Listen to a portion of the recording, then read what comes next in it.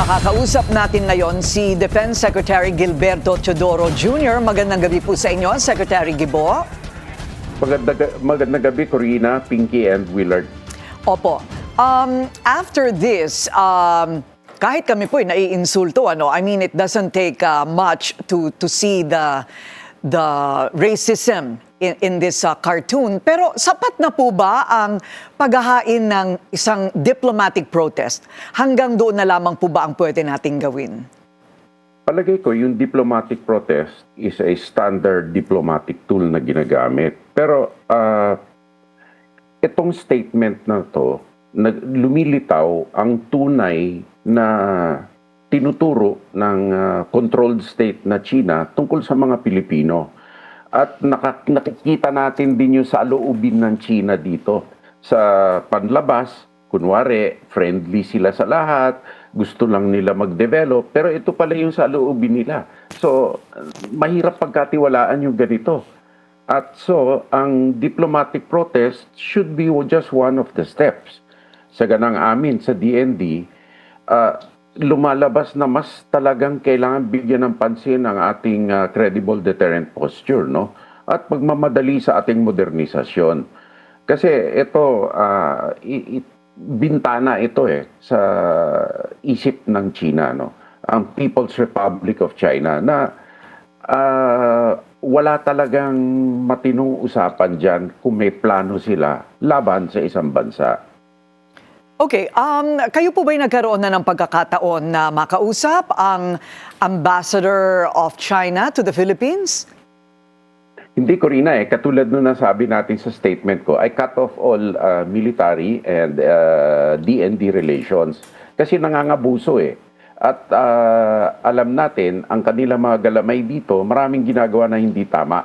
Kaya nga nagpapasara joint efforts, nagpapasara ng mga maduming steel at kung ano-ano pa na mga illegal na gawain nila dito, no? So sa akin, walang silbi ang military to military, tinatawag na confidence building measures kung ganito ang kalaban mo.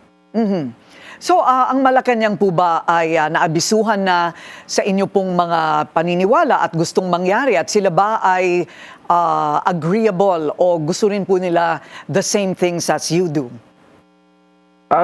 We are aligned dito sa need, no?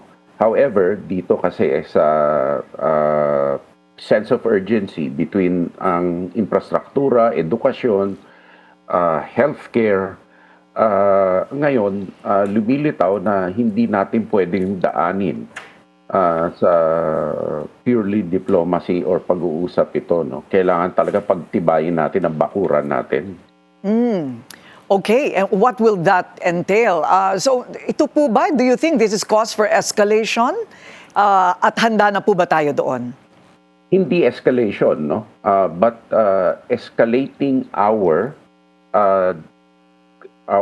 investments in strategic basing, capabilities, ang ating mga gugugulin para sa credible deterrent force.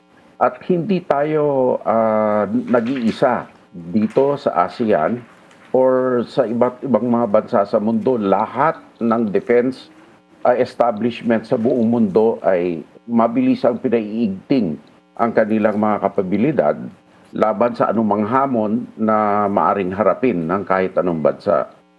Okay, what is a credible deterrent force, sir? Ano po ang ibig sabihin nun?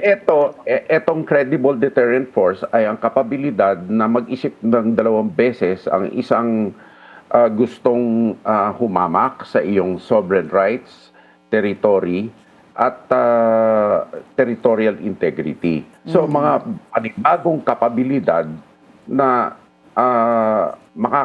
makakapuksa, no? Makakapuksa ang mga masasamang balak na kahit sino. Maging sa terorismo or sa katulad ng ginagawa ng China sa West Philippine Sea. So pagkatapos po nito, huling tanong na lamang po, ano po ang ating aasahan na magiging hakbang po ng DND? Tuloy-tuloy ang aming trabaho. Ito ay natutuwa kami in a sense na lumitaw ang tunay na pakay ng China dito. Pero ang mission focus namin na pag-igtingin ng credible deterrent posture, hindi nagbabago yan. Kailangan bumilis pa lalo. Okay. Maraming salamat po sa inyong oras, Defense Secretary Gilberto Teodoro Jr. Maraming salamat po at magandang gabi po sa lahat na po nanonood. Manatiling nakatutok sa Bilyonaryo News Channel. Sumubaybay sa aming social media accounts at mag-subscribe sa aming YouTube channel para sa mga bago at eksklusibong balita.